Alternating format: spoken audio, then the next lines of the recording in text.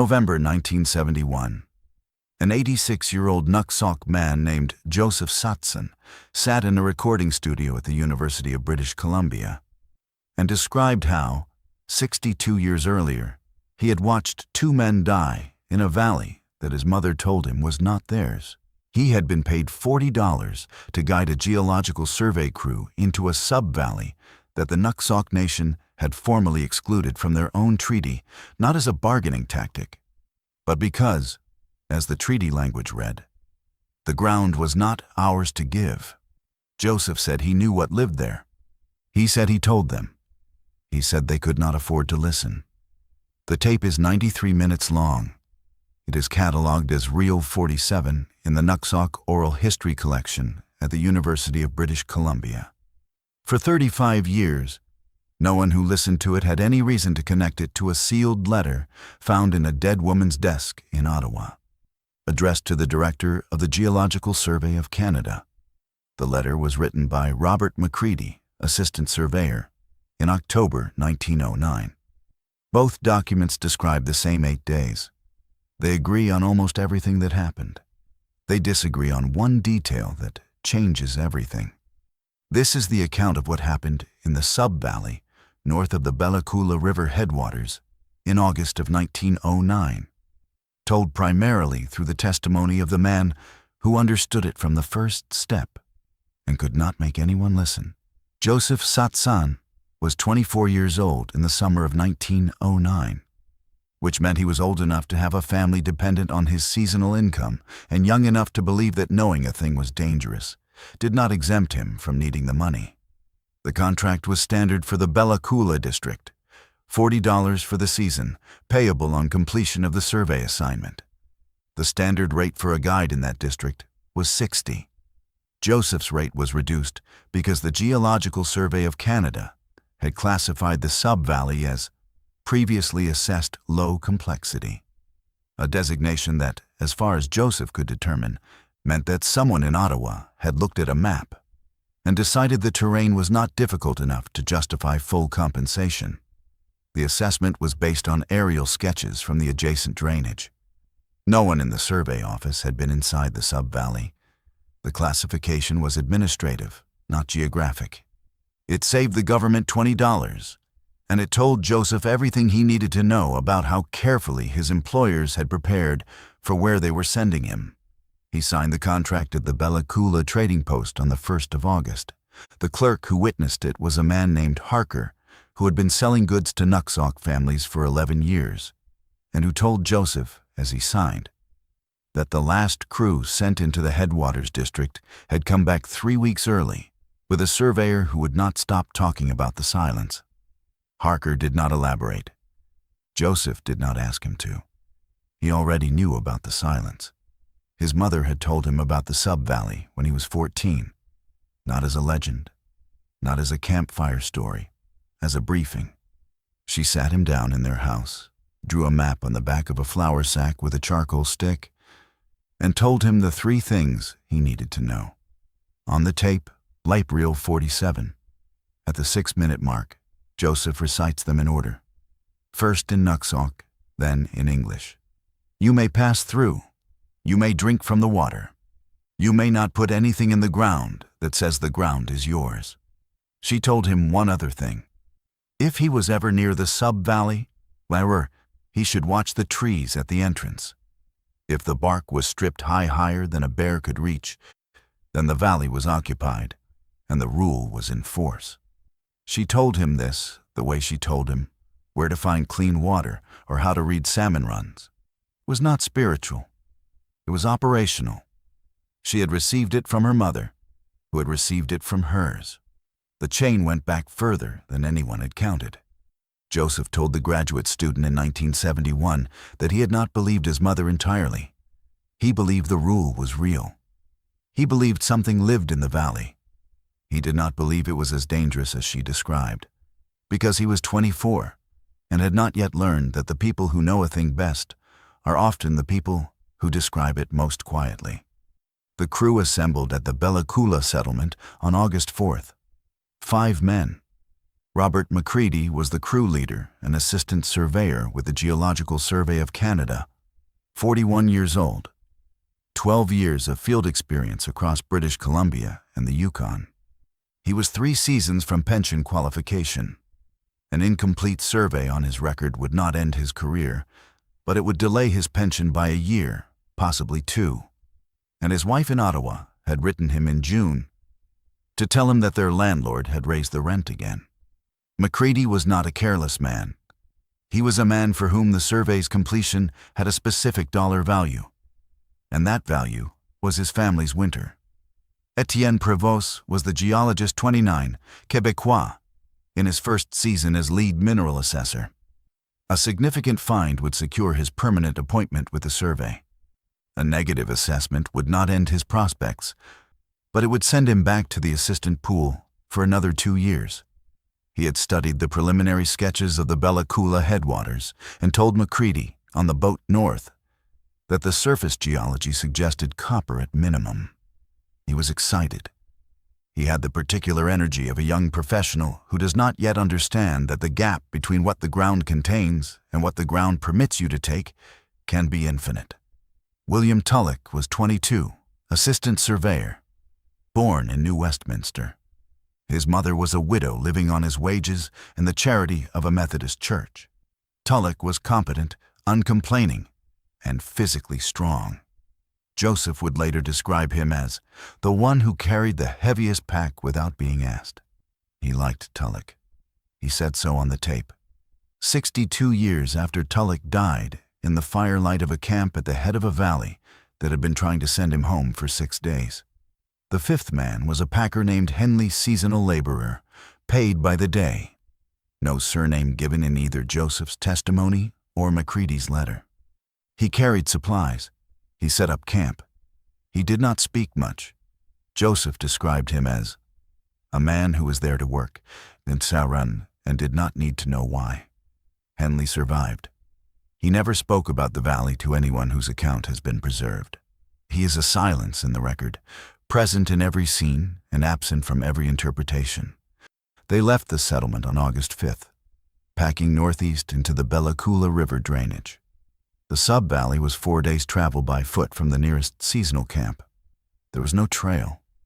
The route followed the river upstream and then cut north through a series of draws that narrowed progressively until the main drainage funneled into a single, steep-walled valley, approximately 9 miles long and less than a mile wide at its widest point. Old-growth spruce and cedar. The creek running through the valley floor was fed by glacial melt from ridges that rose 2,000 feet on both sides. In August, the drainage should have been one of the most biologically productive corridors in the interior. Salmon spawning in the creek, bears feeding on the salmon, birds everywhere, ungulate trails cutting across every slope. Joseph knew this. He had guided in adjacent drainages 3 seasons running. He knew what a living valley looked like in August. He knew what to expect. That knowledge is what made the first silence so precise. They reached the valley's entrance on August 8th, mid-morning, under clear sky with the temperature in the low 60s. Joseph identified the entry by a rock formation his mother had described 2 boulders split by a crack wide enough to walk through, with a stunted cedar growing from the crack itself. The formation was on the left bank of the creek, where the drainage narrowed to its tightest point before opening into the valley proper. Joseph described it on the tape as the door. He did not use the word casually. He stopped at the formation and built a small cairn, 4 stones, the top one balanced on edge. McCready, behind him on the trail, asked what he was doing. Joseph said, marking the way out. McCready nodded and moved past him into the valley. Joseph watched him go. Then he looked up at the trees flanking the entrance. The bark was stripped. Both sides, cedar and spruce, stripped from roughly 4 feet above the ground to approximately 9 feet. Parallel vertical grooves, not the ragged horizontal tearing of a bear rubbing its back, but long downward scores, evenly spaced, cut deep enough to expose the white wood beneath the bark. Joseph counted the spacing between grooves by placing his hand against them. His palm, fingers spread, did not cover the span between two adjacent grooves. He was not a small man. He told the graduate student, "I touched the marks, and I knew my mother was right about everything. The marks were fresh, maybe 10 days. Something had stood there and reached up higher than I can reach and pulled down, and the marks were even, like it had done this many times before and knew how to do it. A bear reaches up and rakes. This was not raking. This was writing." He adjusted his pack. He moved his knife from his kit bag to his belt. He did this while the crew was ahead of him, out of sight around the first bend. He told the graduate student, "I had learned by 1909 that the things I did to stay alive were things white men did not notice." Then he followed the crew into the valley. The silence began within 300 yards of the entrance. Not quiet. Not the gradual thinning of sound that comes with altitude or wind change. Silence. The creek was audible water over stone, constant and directionless. But above the water, nothing. No bird call, no insect hum, no rustle of small animals in the undergrowth. The canopy was dense enough to dim the August sun to a greenish half-light. And in that light, the absence of animal sound was physical. Joseph said it pressed on the ears. He said the crew noticed it within minutes. Macready, in his letter, written months later, recorded the silence clinically. "Upon entering the sub-valley proper, I noted a marked absence of avian and mammalian activity. No bird calls observed. No sign of ungulate or ursid activity along the creek margins. Unusual for the elevation and season." Joseph's version on the tape. The birds were gone. There should have been hundreds: jays, woodpeckers, thrushes, wrens, nothing, and no fish. We walked along the creek for over an hour, and I never saw a fish. In August, in that water, there should have been sockeye stacking up on every bar. The creek was empty. Not low, not dirty. Empty. Everything that knew better had left. Prevost, the geologist, was the first to offer an explanation. He suggested that the drainage might be geologically toxic. Certain mineral concentrations in runoff could suppress aquatic and avian populations. He said this with the confidence of a man whose education had given him a vocabulary for everything except the thing he was standing inside. Joseph heard the explanation and did not respond. He told the graduate student, "The Frenchman said the water might be poison. I had just drunk from the creek. The water was clean. The water was not the problem." They made camp at the head of the valley that evening, in a flat clearing beside the creek, where the drainage widened slightly and the canopy opened enough to show the sky. Macready selected the site for its sight lines. He could see the creek in both directions and the eastern ridge from the tent opening. He was a competent outdoorsman, making a competent decision for the wrong reasons. He was thinking about bears. Joseph was thinking about something else. That first night was quiet. No knocking, no disturbance, no sound except the creek and the wind in the canopy far above. Joseph slept with his boots laced and his pack within arm's reach. Macready's letter does not mention noticing this. Joseph told the graduate student, "He wrote down everything he saw, and he did not see me sleeping with my boots on. He did not see me put the knife on my belt. He was a man who wrote things down. And the things he wrote were the things he already understood. The things he did not understand, he did not see." The first knocking came on the second night. Joseph was awake. He had not slept fully since entering the valley, a state he described not as insomnia, but as a tactical decision. You do not sleep deeply in a house where the owner is home and has not invited you. He was lying in his bedroll with his eyes open when the first knock came from the east, from the ridge above the camp, at approximately 2 in the morning. A single hard crack wood on wood. The sound a thick branch makes when swung against a standing trunk. It echoed off the valley walls and returned as a flattened double. 10 seconds of silence. Then an answer from the northwest, higher on the ridge, at a slightly different pitch. Then silence again. The pattern repeated at intervals, Joseph timed by counting his own heartbeats. Every 70 to 75 beats, roughly 1 minute the east knock, pause, the northwest answer. The rhythm held for 31 exchanges. Then it stopped. Tulloch was on watch. He noted the knocking in the watch log as intermittent tree noise, deadfall settling, or wind-caused branch contact. Wind speed that night, per McCready's log, was negligible. Joseph said nothing about the knocking at breakfast. He told the graduate student why. If I told them what the knocking was, they would ask me how I knew. And then I would have to explain everything my mother told me. And then the crew leader would write native superstition in his book. And the geologist would explain what makes trees fall. And nothing would change except they would stop trusting the one person in the valley who knew what was happening. So I said nothing. I ate my breakfast, and I counted the crew, and I counted the knocks from the night before. 5 men in camp, 2 knocking positions. It was counting us. The stakes were pulled on the 3rd night. McCready had spent the previous day setting the eastern transect line, the first formal survey measurement in the sub-valley. 12 stakes driven at measured intervals along the eastern bench above the creek, each one marked with a painted number and a small metal tag bearing the survey stamp. Standard procedure. Each stake represented a claim not in the mining sense, but in the cartographic sense. A survey stake says, this ground has been measured, this ground has been recorded. This ground is now inside the system. Joseph watched the stakes go in and said nothing. On the tape, he describes watching McCready drive each one with a precise, professional satisfaction. He had a small hammer. He drove each stake with 3 hits, always 3, and he checked the line with his instrument after each one. He was careful. He was good at his work.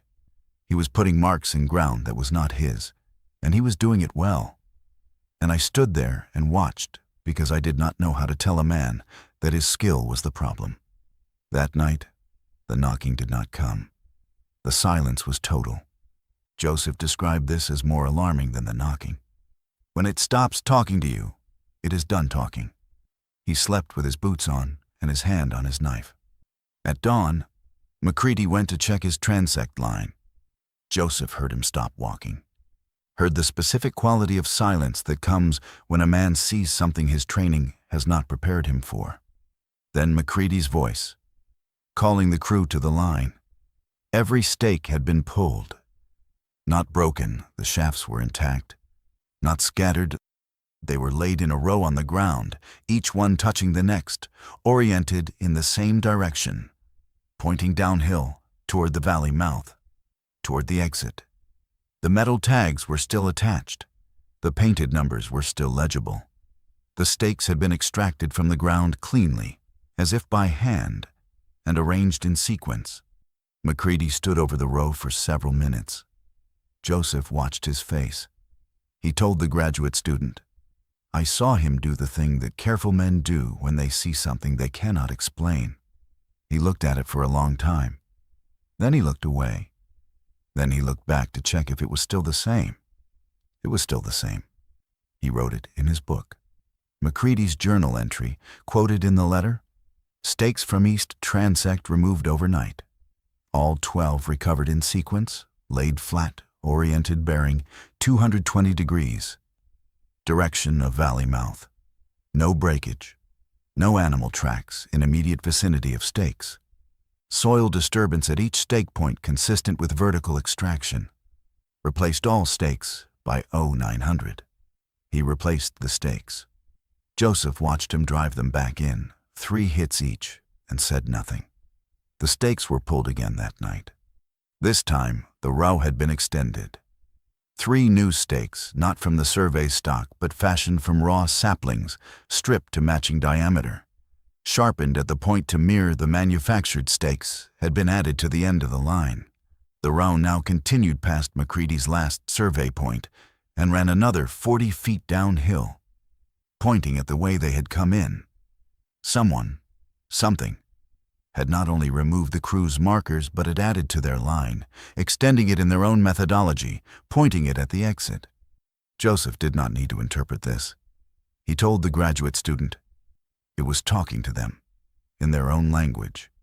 It took their stakes, and it said, "This way. This is the way out. Go." It used their own tools to say it. They were the only people in the valley who could not read it. That same night, the food cache was opened. The crew had stored supplies in a canvas-wrapped bundle hung from a branch at regulation bear-proof height 10 feet, on a branch too slender to support climbing weight. The bundle was on the ground when Henley found it at dawn. The canvas was untied, not torn. The knots had been worked loose. Inside, the dried meat was gone. The flour was spilled on the ground, but not taken.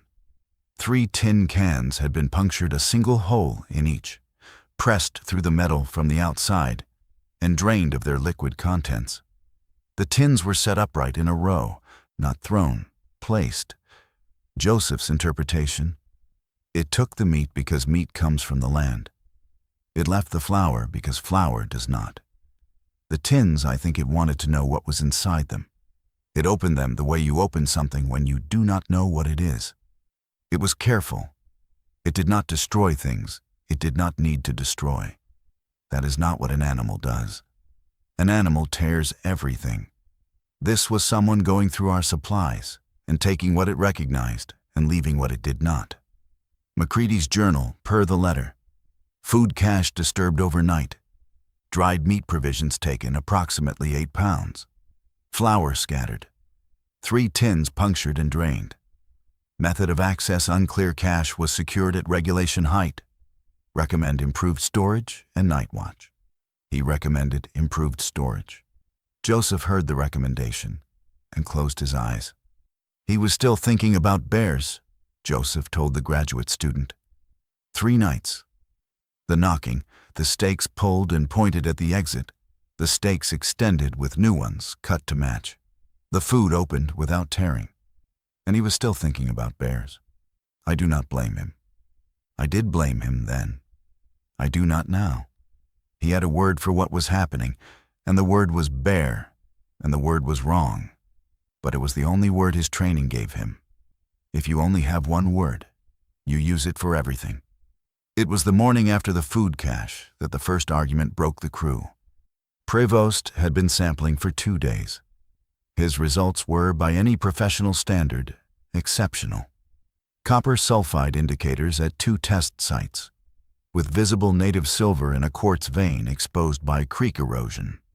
He estimated the drainage's development potential at several $1 million, a number that, in 1909, represented not just wealth, but careers. His permanent appointment, McCready's pension, the survey's annual budget justification. The minerals were real. The pressure they created was real. The money they represented was already reshaping decisions that should have been made on the ground, not on a balance sheet. Joseph asked to leave. He did not ask dramatically. He did not deliver a speech. He walked to McCready while the crew leader was resetting the survey stakes for the 3rd time, and said in the flat tone of a man delivering a professional assessment, "We should leave today. We should pack what we can carry and walk out before dark." McCready asked why. Joseph said, "Because this valley is not ours, and what lives here has been patient with us, and it will not be patient much longer." McCready asked what lived here. Joseph said, "I do not know a word for it in English that you will take seriously." McCready and Joseph is precise about this. On the tape did not dismiss him. He did not laugh or roll his eyes or use the word superstition. He stood with the stake hammer in his hand and looked at the row of pulled stakes and the 3 new ones that had been added, and he was quiet for a long time. Then he said, "Joseph, I need 2 more days. Prevost needs 2 more days to finish the vein documentation. If we leave now, the entire season is a loss. I lose my transect, Prevost loses his assessment, and every man here loses his pay for the quarter. I'm asking for 2 more days." Joseph said, 2 days is 1 day too many. McCready said, "I hear you. 2 days." Joseph told the graduate student. "He heard me. He did. I believe that. He was not a bad man. He was a man with a form to fill. I could not pay him what 2 more days were worth to his family. I could not pay Tulloch's mother in New Westminster. I could not pay the Frenchman's career. If I could have put $60 in each of their hands and said, 'Go home, tell them the weather turned,' I would have done it that morning and walked them out myself. But I could not pay what the government owed them. So they stayed, and I stayed, because my $40 was the same distance from me that McCready's pension was from him, and I've never forgiven myself for understanding that." Joseph broke his silence that evening. Not voluntarily. McCready pressed him. The crew leader had spent the afternoon resetting stakes and watching them from a distance. And when dusk came and the stakes were still standing, he sat down next to Joseph at the fire and said, "I need you to tell me what you think is happening here." Joseph told the graduate student that he had been waiting for this question and dreading it in equal measure. When a man finally asks, you have to decide if he is ready to hear it. I looked at his face. He was afraid. That was good. Afraid men listen. Men who are not afraid yet are the ones who get you killed. What followed was not a campfire legend. It was a compressed operational briefing, delivered by a man who was angry at the contract, at the $40, at the distance between what he knew and what the survey's paperwork could hold. He told McCready about the treaty clause, the Nuxalk Treaty of 1907, negotiated over 3 weeks in the summer, covering the Bella Coola River drainage and adjacent territories. The Nuxalk had ceded fishing rights, timber access, and mineral exploration across thousands of square miles. They had excluded one sub-valley, a single drainage 9 miles long. The Dominion negotiators pressed for an explanation. The senior Nuxalk representative, a man named William Mack, whom Joseph identified as his mother's uncle, spoke for 40 minutes in Nuxalk through an interpreter. The interpreter summarized the speech in 1 sentence for the official record. The ground was not ours to give. Joseph told McCready what William Mack actually said. On the tape, Joseph recounts the speech in compressed form, alternating between Nuxalk and English. The substance, as rendered in his English interpolations. The sub-valley had been occupied before the Nuxalk arrived in the territory, before any people the Nuxalk knew of had arrived. The occupant was not human. It was not an animal. It was something that had its own rules about the ground, and had enforced those rules consistently for every generation the Nuxalk could account for. The rule was simple and had never changed. You may pass through. You may drink from the water. You may not mark the ground as yours. Marking included setting stakes, cutting trail, building any structure, caching supplies for return, or removing anything from the ground, stone, mineral, water in a vessel. You could use the water while in the valley. You could not take it with you. You could eat what you found. You could not harvest it. The Nuxalk had not tested these rules. They had inherited the knowledge of what happened to people who tested them. The rules were old enough to predate the Nuxalk's own territorial memory. They were observed not out of reverence, but out of the same practical caution that keeps a hand off a hot stove. William Mack had explained all of this 40 minutes in careful detail, with specific examples from generational memory, and the interpreter had written, "Not ours to give." Joseph said to McCready, "Every stake you drove is a mark. The transit on the tripod is a mark. Every line the Frenchman draws on his map is a mark. The samples he took from the creek, the stones in his bag. Those are marks. You are not being attacked. You are being told to leave. It has been telling you since the first night, and it has been telling you in your own language, because it learned your language faster than you learned its." McCready listened. His letter, written months later, records the conversation in a single sentence. The guide advised withdrawal based on local territorial knowledge of the sub-valley. His counsel was noted. Joseph's version of the same moment on the tape. I told him everything my mother told me, and everything her mother told her, and everything William Mack said in 40 minutes to a man with a pencil who wrote one sentence. And Macready listened. I will say that for him. He listened, and he was afraid, and he wrote in his little book. He wrote what I said, and he wrote it in one sentence. And I watched him do it, and I understood that there is a kind of man who hears everything and writes one sentence, and the sentence is always the same. Noted. There was no argument. No dramatic confrontation. Macready thanked Joseph, closed his journal, and told the crew that they would complete Prevost's vain documentation the next day and break camp the following morning. 2 more days. Joseph had asked for 0. Macready had offered 2. The arithmetic was already fixed. That night, the 4th in the valley, a crew member named Tulloch drew the late watch. Joseph was awake in his bedroll, not by assignment, but by the same tactical alertness that had kept him boots on since the entrance. The fire had burned to coals. The creek was the only constant sound. The knocking had not returned since the 3rd night, and Joseph had told the graduate student what that meant.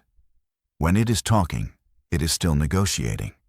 When it stops talking, the negotiation is over. At approximately 2:30 in the morning, Tulloch saw it.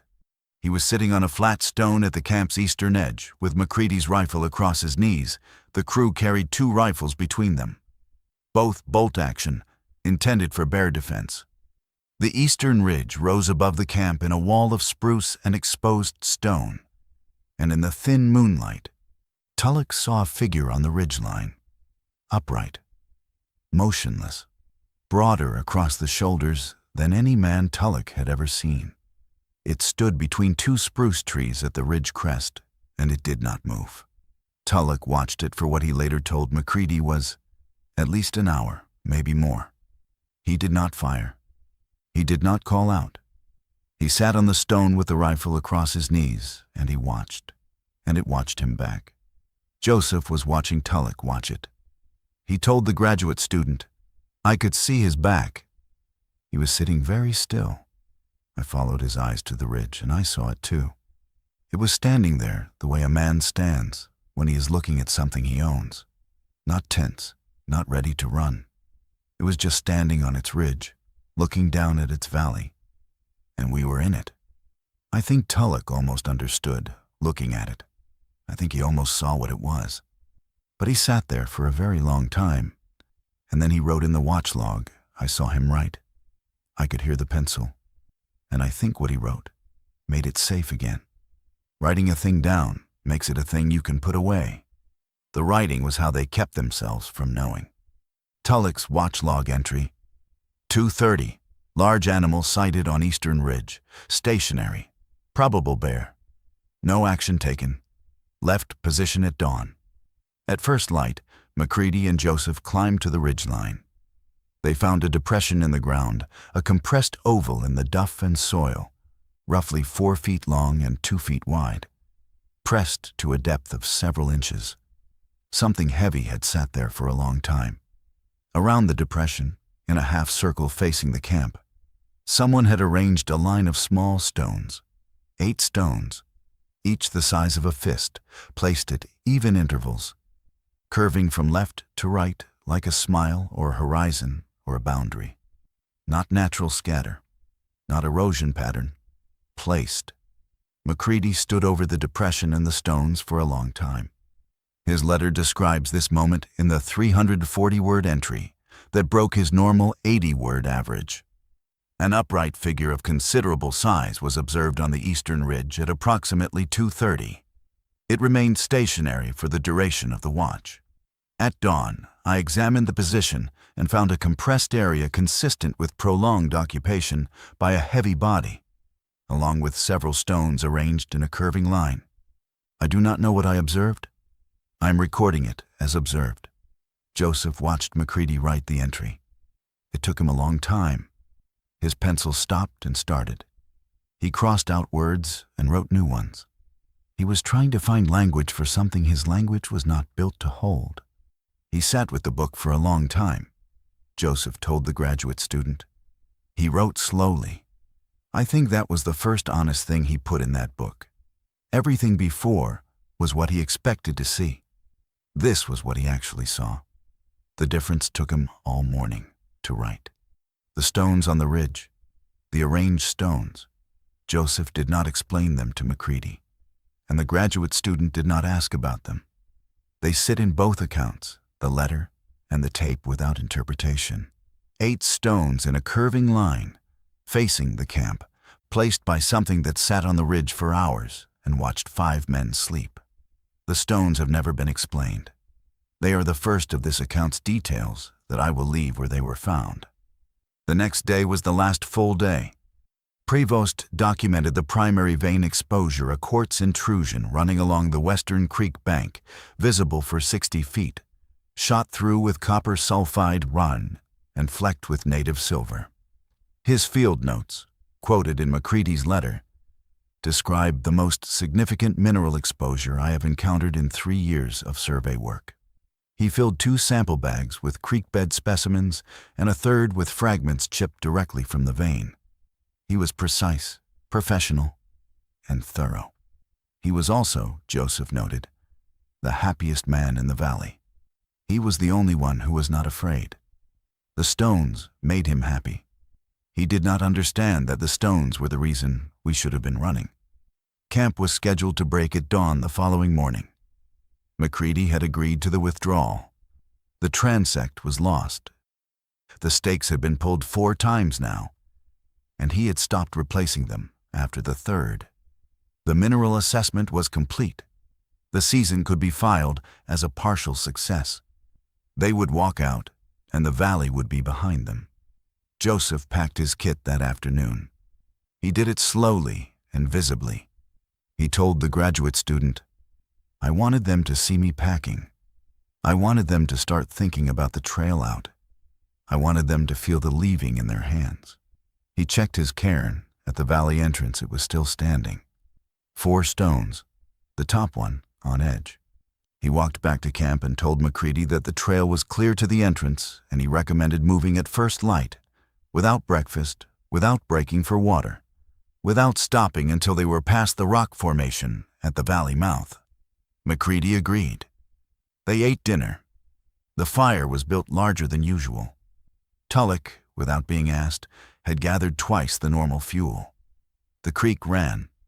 The valley walls rose on both sides into darkness. The sky was clear, and through the canopy gap above the clearing, the stars were hard and white. Joseph described the last sunset. The light went red on the western ridge. The trees turned black. The shadow came down the eastern wall like water filling a trough. When the shadow reached the camp, the fire was the only light in the valley, and we were inside it like men standing on a small island. Nothing happened for 3 hours. At approximately 11 o'clock, Joseph rose from his bedroll and walked to his cairn. Not to the cairn at the valley entrance, to the spot where his pack was staged, 15 meters east of the camp's fire ring, on the trail side. He positioned himself between the camp and the direction of the exit. He told the graduate student he did this because, when it comes from the valley. It does not come from outside. It comes from the center. You want to be between the camp and the way out so that when the time comes, you're already moving the right direction. Tulloch had the watch again. McCready was in his tent. Prevost was asleep near the fire with his sample bags under his head. Joseph remembered this detail precisely. Henley was asleep at the edge of the clearing. The fire had burned to a bright, low bed of coals that threw orange light to a radius of about 30 feet. Beyond that, the valley was black. Joseph saw it first. Not from the tree line, not from the ridge, from the valley floor, walking up the creek bed, its feet in the water. It came from the direction of the valley's interior, from deeper in, from the place the drainage narrowed and steepened into terrain the crew had not entered. It walked through the creek the way a man walks through his own house. Not stalking, not hesitating, walking. It came out of the dark beyond the fire. Joseph said on the tape, "I heard the water first, the sound of heavy feet in running water, not the sound of a man. Heavier, slower, It was walking through the creek, and it did not care that we could hear it. When it reached the firelight, it did not stop. It walked through the edge of the light and into the camp the way you walk through a door that is already open. It was enormous. Joseph's physical description, delivered in the flat cadence of a man who has carried the memory for 62 years and worn the edges off it by handling. Taller than any man I've seen. Taller than the bear poles at the fish camp. I do not like guessing at numbers. I think 10 feet. Maybe more. Wide. The shoulders were twice as wide as McCready, who was not a small man. The arms hung down past the knees. The hair was dark, the color of old cedar bark when it is wet, and it hung from the shoulders and the back in matted pieces. I saw the face in the firelight. I will tell you what I saw. It was not a bear's face, and it was not a man's face. It was something between those things that makes you understand there is a space between bear and man that is much larger than you thought. Tulloch stood up from his watchstone. He did not shout. He raised the rifle and held it at his hip, and he was shaking. Joseph could see him shaking from 15 meters away. The creature did not look at Tulloch. It walked to the transit. McCready's transit, the survey's primary instrument, mounted on a wooden tripod at the center of the camp, precisely leveled that afternoon for the next morning's final reading that would now never be taken. The creature reached the tripod and stopped. It looked at the instrument. It touched the brass tube of the telescope with one hand. Joseph described the hand as fingers, not claws, fingers, but longer than mine and thicker. And the nails were dark. And it closed its grip and twisted. The telescope came off the mount with a sound of shearing metal. The creature dropped the broken instrument on the ground and pushed the tripod over. Then it went to the stakes. McCready had stopped replacing them, but the most recent set, the ones he'd driven that morning for a final reference line, were still in the ground near the fire ring. The creature pulled them one by one, cleanly, the same way they had been pulled every other night. It snapped each one over its knee and dropped the pieces. Then the mapping folios. The folio case was leaning against a supply crate near the fire. The creature opened the case, opened it, working the leather buckle with its fingers, and pulled the sheets out and tore them in halves and quarters and scattered them into the coals. Joseph watched this entire sequence from his position by the trail. He said, "It was not angry. I want you to understand that. It was not in a frenzy. It was not destroying things, because it was mindless. It went to the instrument first, then the stakes, then the paper. In that order. The instrument measures the ground. The stakes mark the ground. The paper records the ground. It destroyed them in order. The order of the survey. It knew the order. It had watched them work for 6 days, and it knew which thing came first and which thing came after, and it destroyed them in sequence. That is not what an animal does." Tulloch fired. Joseph said the shot was very loud in the closed valley, louder than any sound since they had entered. The echo came back from both ridges and seemed to take a long time to die. The bullet struck the creature somewhere on the left side. Joseph saw it react, a flinch, a half-turn, not the staggering impact of a killing shot, but the reflex of something struck and angered by the striking.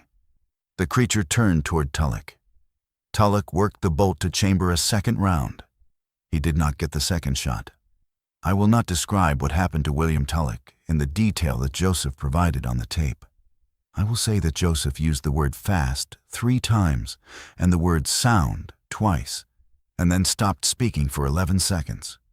The tape hiss in that interval is the loudest thing on the reel. Prevost, awakened by the shot, did not run toward the exit. He ran toward the supply crate, toward his sample bags. The bags containing the mineral specimens he had spent 2 days collecting. The specimens that represented his career, his permanent appointment, his future in the survey. He reached the crate, and the creature reached him at the same time. Joseph said, "The Frenchman ran the wrong direction.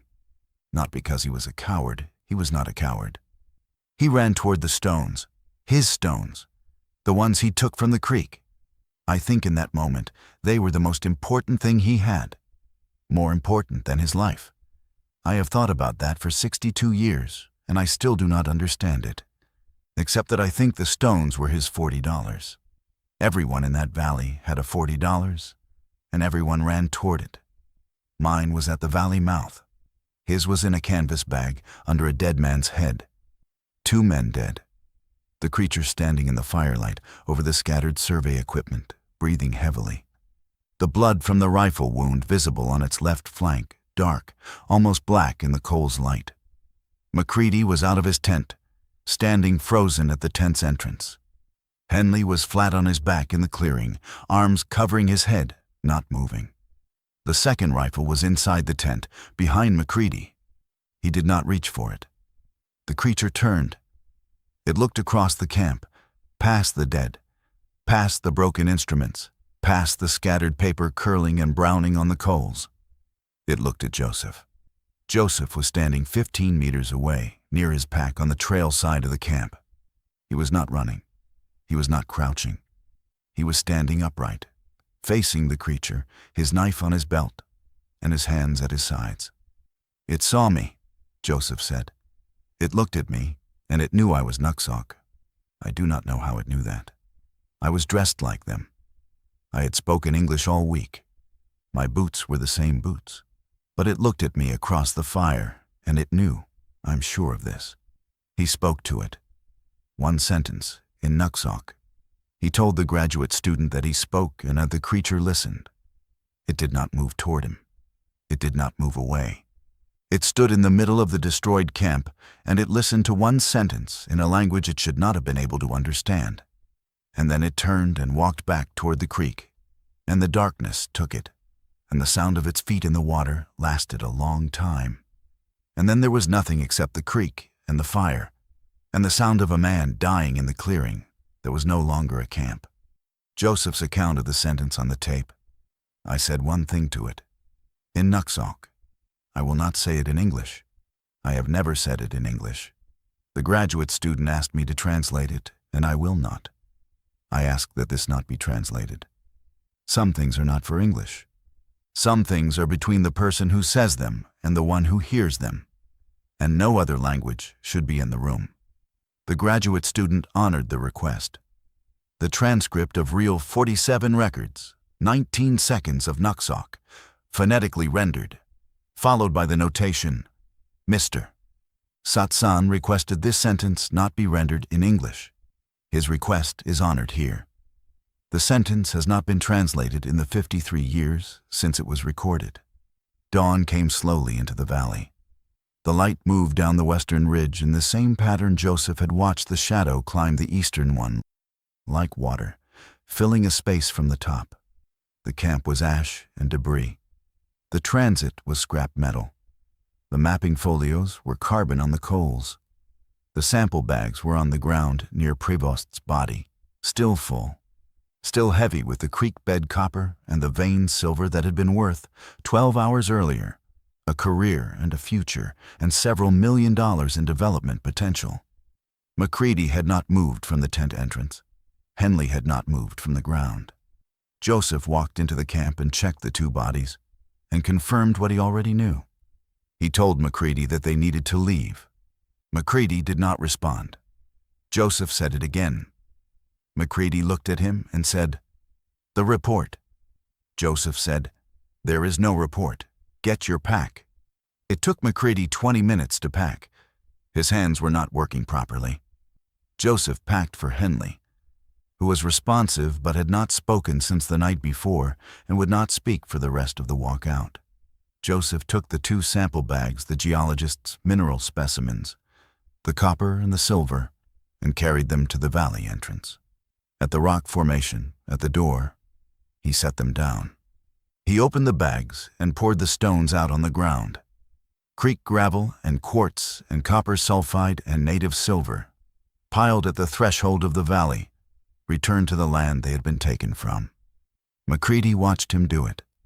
His letter, written months later, describes the moment. The guide emptied Prevost's sample bags at the valley entrance. He poured the mineral specimens onto the ground and did not speak. I did not stop him. I understood, though I cannot say how, that this was necessary. The stones belonged to the ground. They had always belonged to the ground. We had made the error of believing that picking them up made them ours. Joseph removed the top stone from his cairn and set it in the grass beside the trail.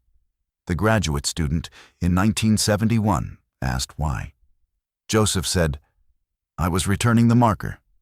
I'd put something in the ground that said I was there. I took it back. That is the rule. You may pass through. You may not mark the ground. I followed the rule on the way out, even though I had not followed it on the way in. I do not know if it mattered. I do not know if the rule is about the ground or about the person. Maybe it is about both." The trail out was easier than the trail in. Joseph noticed it within the first mile. Brush that had crowded the path on their entry alder thickets, Devil's Club, deadfall across the game trail had been moved. Not cleared with a tool, pushed aside. Branches bent back. A deadfall that had cost them 30 minutes to cross on the way in had been disassembled. The logs rolled to the side of the trail, leaving a clear passage. Joseph walked in front and did not point this out to McCready or Henley. He told the graduate student, "The door was open. It wanted us out." I did not need to explain that to them. I needed them to walk. They reached the Bella Coola settlement in 3 days. McCready went to the trading post and sent a wire to the survey office in Ottawa. Joseph went home. They did not speak to each other during the walk out. They did not speak to each other again. McCready's official report was filed in Ottawa in October 1909. The cause of death for William Tulloch and Etienne Prévost: bear attack. The mineral assessment for parcel 528. No commercially viable deposits identified. Area unsuitable for development. The expedition status: incomplete due to adverse field conditions. The recommendation: no further survey work in the sub-valley drainage. Every sentence was technically defensible. No sentence was true. McCready also wrote the letter, the one addressed to the director of the Geological Survey of Canada, sealed in an envelope with a handwritten note to his wife, Margaret.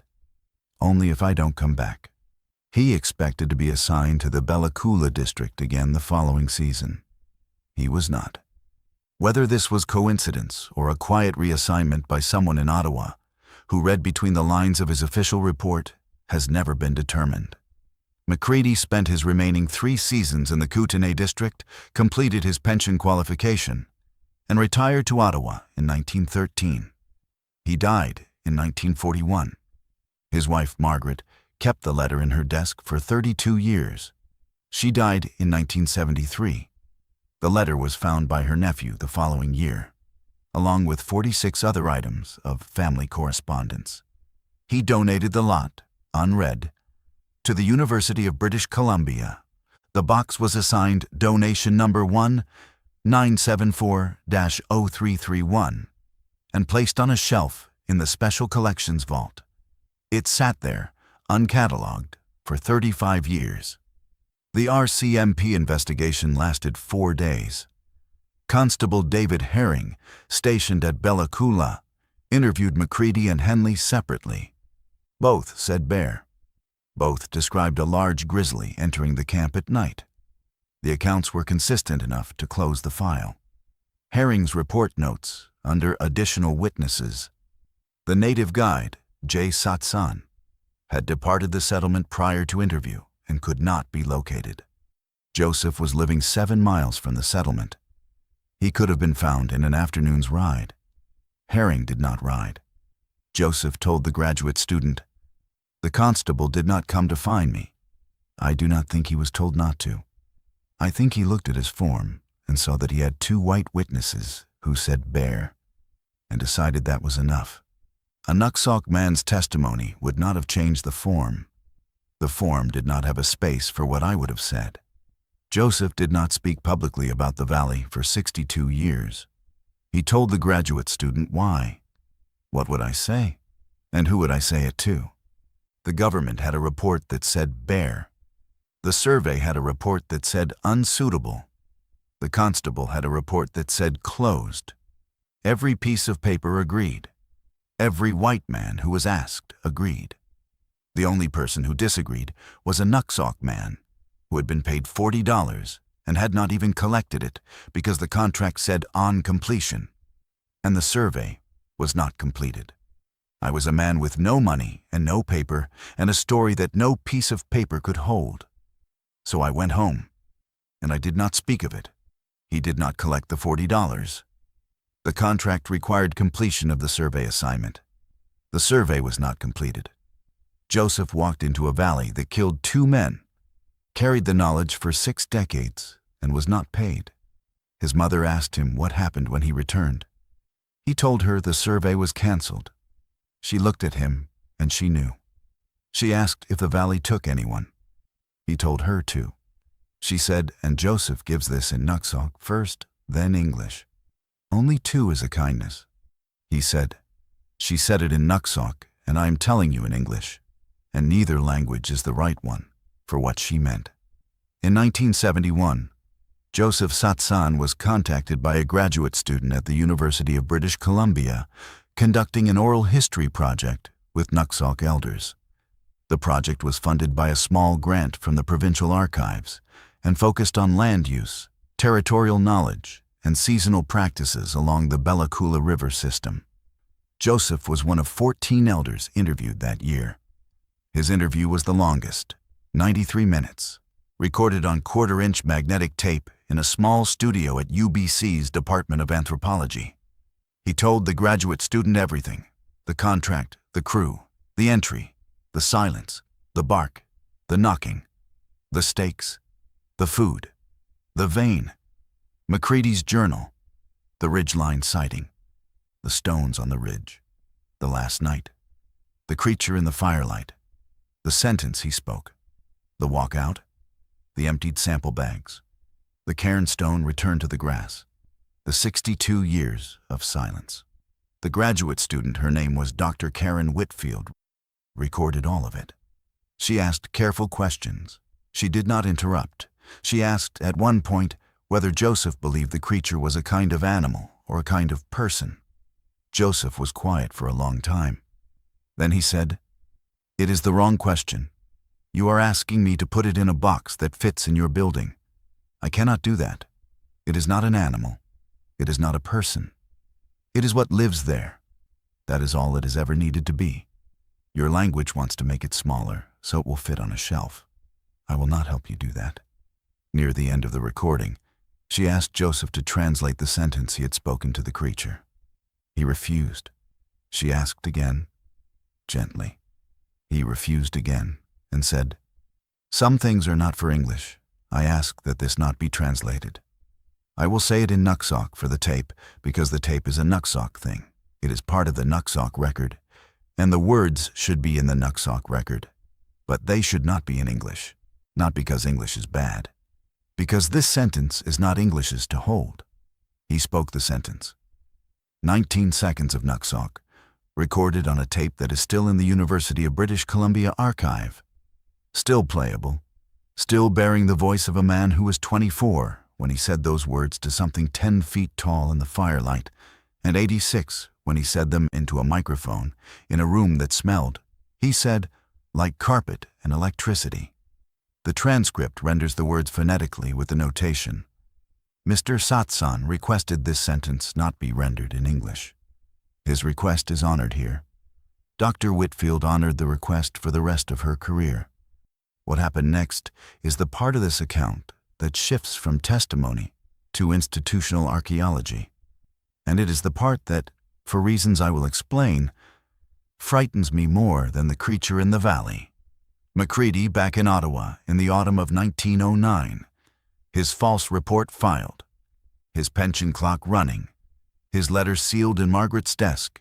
Did something that his letter describes in 2 paragraphs, and that reveals the quality of mind the survey had, without knowing it, sent into that valley. He requested access to the prior assessment files for the 2 adjacent parcels, 526 and 527. both of which had been assessed in the years before his assignment, and both of which had come back negative for mineral deposits. He read the files at the survey's Ottawa office. What he found in the file for parcel 527 stopped him. The original field notes, the assessor's handwritten observations from the field, showed copper sulfide indicators at 3 test sites. Commercially viable concentrations, the same geological signature Prevost had found in parcel 528. But the published assessment, the Form 11-C, that went into the official record read, "No commercially viable mineral deposits identified." The field notes and the published assessment were in different handwriting. Someone had copied the form, changed the conclusion, and filed the copy in place of the original. The field notes, which should have been destroyed when the published form was approved, had been left in the file, whether by accident or as a silent protest. McCready could not determine. He checked parcel 526. The same discrepancy. Positive field notes. Negative published assessment. Different handwriting on the form. McCready traced the published assessments to a specific clerk in the survey's Mineral Records Office, a man named Arthur Dunmore, who had been employed by the survey from 1898 to 1905, and who had processed the assessment forms for the entire Bella Coola district during that period. Dunmore's personnel file, which McCready accessed through a colleague in administration, contained a single disciplinary entry. Unauthorized amendment of Form 11-C field summaries, parcels 526 and 527, Bella Coola District, counseled and retained. No further action. Counseled and retained. Dunmore had been caught falsifying government mineral assessments. He had not been fired. He had been counseled, a word that, in the civil service vocabulary of the time, meant that a supervisor had spoken to him privately and decided the matter was closed. Someone above Dunmore had looked at what he did, understood why he did it, and permitted it to stand. McCready's letter describes his reaction to the personnel file in 2 sentences. "I sat at the reading desk for a long time after I found Dunmore's file. I understood then that I was not the first man to see what I had seen and to write what I had written. Dunmore had seen the same thing. Not necessarily the creature. Nothing in the record confirms that Dunmore entered the sub-valley himself, and his position as a records clerk suggests he may never have been in the field. But he'd received a report from someone who had.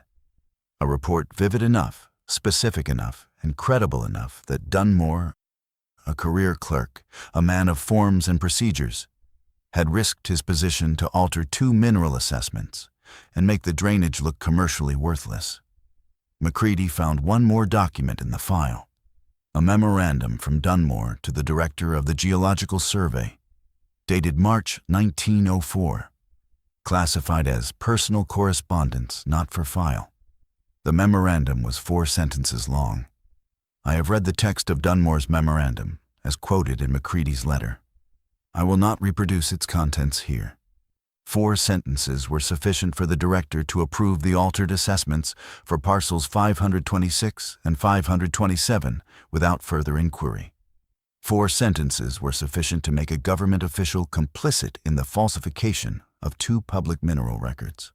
Whatever those 4 sentences contained, they were the most efficient communication in the history of the Geological Survey of Canada, and I will let them remain where they have been for 117 years.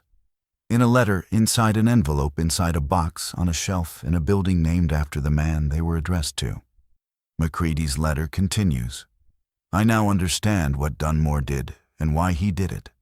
He made the ground worthless on paper so that no crew would be sent to find what it was worth. He lied to protect men who would never know they had been protected. I have done the same thing. My assessment of parcel 528 is a lie. The mineral deposits are real. Prevost samples confirmed what the geology promised. I have written unsuitable for development, and I mean it in a way the survey will never understand. Then McCready writes the sentence that has stayed with me since I first read this letter. I do not know if I have committed a crime or performed a duty. I know only that every man who has seen what I've seen has reached the same conclusion. And the conclusion is silence. And the silence is the only honest thing in the survey's entire Bella Coola file. What McCready discovered in 1909, a woman named Dr. Karen Whitfield completed by accident a century later.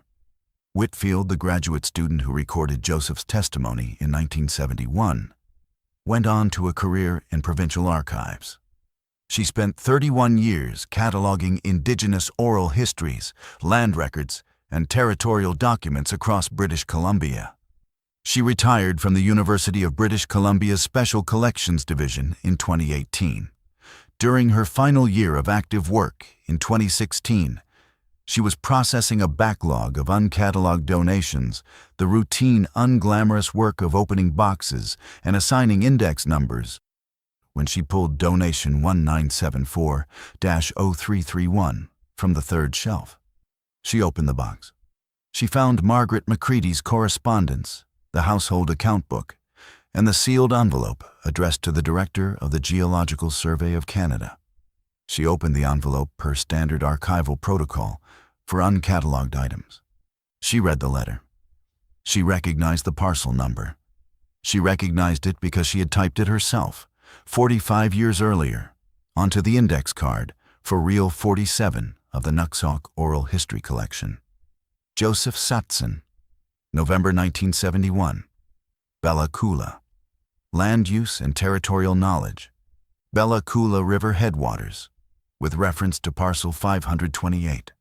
She sat at her desk with the letter in one hand and looked at the wall of the cataloging room and understood that she was holding two halves of the same event, written by two men who had never spoken again after walking out of that valley. Separated by 62 years and a language that had nothing to do with words. Whitfield did not publish. She did not alert the provincial archives. She did not contact the Geological Survey. She did not notify the media or the University Press Office or the RCMP or the Nuxalk Tribal Council. She cataloged the letter. She filed it. She cross-referenced it with Reel 47 in the internal database. And in her retirement papers, donated to UBC Special Collections in 2019, she left a single footnote. See Nuxalk Oral History Collection, Reel 47, and GSC Correspondence Donation 1974-0331, Item 6. I leave the comparison to others. I am not the right person to decide what is done with this. She told no one during her lifetime. She carried the knowledge of the connection for 3 years, from 2016 to 2019, and then she set it down in the quietest possible way. A footnote in an uncatalogued file, inside the archive, where someone who was looking for it might find it and someone who was not would walk past it forever. I asked myself, when I first encountered Whitfield's footnote, whether her silence was a failure of scholarly obligation or something else. I no longer ask that question. I now understand that she made the same decision as Dunmore, as McCready, as Joseph. Every person who has touched the truth about that valley has reached the same conclusion independently. The creature, the guide, the surveyor, the clerk, the archivist. No one coordinated. No one conspired. They all simply agreed. The agreement is the most frightening part of this account. Not the creature in the firelight. Not the stakes pulled and pointed at the door. Not the 19 seconds of untranslated Nuxalk on a tape that anyone with a library card can request. The most frightening thing is the chain, the unbroken sequence of human beings across 117 years who saw the same truth and made the same choice without being asked. Because the truth itself produces the choice the way a key produces a turn. You see it, and you are quiet. Not because someone tells you to be, because you understand, in the seeing, that quiet is the only correct response. Joseph Satson died in 1974, 3 years after recording Reel 47. He was 89. His obituary in the Bella Coola community newsletter listed his occupation as guide and elder, and mentioned nothing about the Geological Survey of Canada or parcel 528, or a valley north of the headwaters where the bark is stripped to 9 feet and the creek runs empty in August. His last words on the tape are not about the creature. The graduate student Dr. Whitfield, 26 years old in 1971, sitting across from an 86-year-old man in a room that smelled like carpet and electricity, asked Joseph, at the 90-minute mark, if there was anything else he wanted to add. Joseph was quiet for a long time. 23 seconds of silence on the tape. Then he said, "They paid me $40 to break a rule my family kept for longer than their country existed. I took the money because my family needed flour for the winter. 2 men died. I have carried that for 62 years. The $40 is the thing I think about. Not the creature, not the dead men. The $40, I did not collect them. The contract said, on completion. The survey was not completed. So I walked into that valley, and I watched 2 men die, and I spoke to the thing that killed them, and I walked out, and I was not paid. And the $40, I think about them because I would have taken them. If the contract had been honored, I would have taken the money. I would have put it in my pocket and walked home, and bought the flour and fed my family, and I would have been paid for what happened in that valley. And that is the part I cannot make peace with. Not that I went. That I would have taken the money after." The tape runs for another 12 seconds of silence. Then the recording ends. Parcel 528, Bella Coola District, British Columbia, was incorporated into Tweedsmuir Provincial Park in 1938. The sub-valley north of the Bella Coola River headwaters has never been surveyed. No trail has been cut into it. No mining claim has been filed. No mineral assessment has been conducted since Robert McCready's Form 11-C was entered into the Geological Survey of Canada's records in October 1909. Reading, in his own careful handwriting, no commercially viable mineral deposits identified. Area unsuitable for development. The Nuxalk Treaty Exclusion Clause signed in 1907, excluding the sub-valley from all land cession on the grounds that the territory was not ours to give, remains technically active in the legal framework of British Columbia. It has never been amended. It has never been challenged. It has never been tested, because no government agency, corporation, or private party has applied for access to the drainage. In 119 years, the drainage is visible on satellite imagery. You can look at it yourself. Unbroken canopy. Old-growth spruce and cedar untouched. No road, no trail, no cut, no clear-cut. Every drainage around it, every adjacent valley, every parallel watershed shows the geometric scars of industrial logging. Cut blocks, skid roads, replanting grids. The sub-valley is a green blank in a grid of extraction. It looks, from above, like something the entire industry agreed to drive around, because that is what it did. Not because of a park boundary, not because of a treaty clause, because every person who got close enough to understand what the park boundary and the treaty clause were actually protecting made the same quiet decision and went somewhere else. Reel 47 is still in the University of British Columbia Special Collections Archive. It can be requested through the Standard Access Protocol. The sentence is on it, 19 seconds of Nuxalk, spoken by a 24-year-old man to something that stood 10 feet tall in the firelight of a camp where 2 men had just died. Recorded 62 years later by the same man in a room that smelled like carpet and electricity. It has never been translated. Joseph asked that it not be. His request has been honored for 53 years. It is the only clause in the entire history of Parcel 528 that has been kept exactly as it was given. In November 1971, an 86-year-old Nuxalk man sat in a recording studio and described watching 2 men die in a valley his mother told him was not theirs. He had been paid nothing. He had been heard by no one. He carried the truth for 62 years in a language the government's forms could not hold, and he set it down on magnetic tape in a building named after men who had never heard of him. And the tape is still there. And the valley is still there. And the ground, as far as anyone who has looked at it closely has ever been able to determine, is still not ours. Reel 47. Nuxalk Oral History Collection. University of British Columbia Special Collections. Status catalogued. Access standard request. Duration 93 minutes.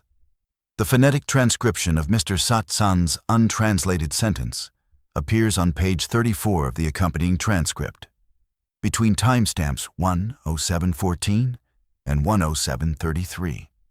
The notation beneath it has not been amended. Donation 1974-0331, Item 6. GSC Correspondence, Macready Estate. Status Catalog 2009. Access Standard Request. The envelope was opened by archive staff per protocol. The letter has been read. The 4 sentences of Dunmore's memorandum, as quoted by Macready, remain in the letter on page 11. They have not been reproduced elsewhere. Form 11-C, Parcel 528, Bella Coola District. Filed October 1909.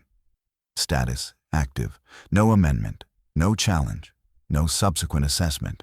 The handwriting on the form is consistent throughout field notes and published conclusion, both written by R.A. Macready, Assistant Surveyor, Geological Survey of Canada.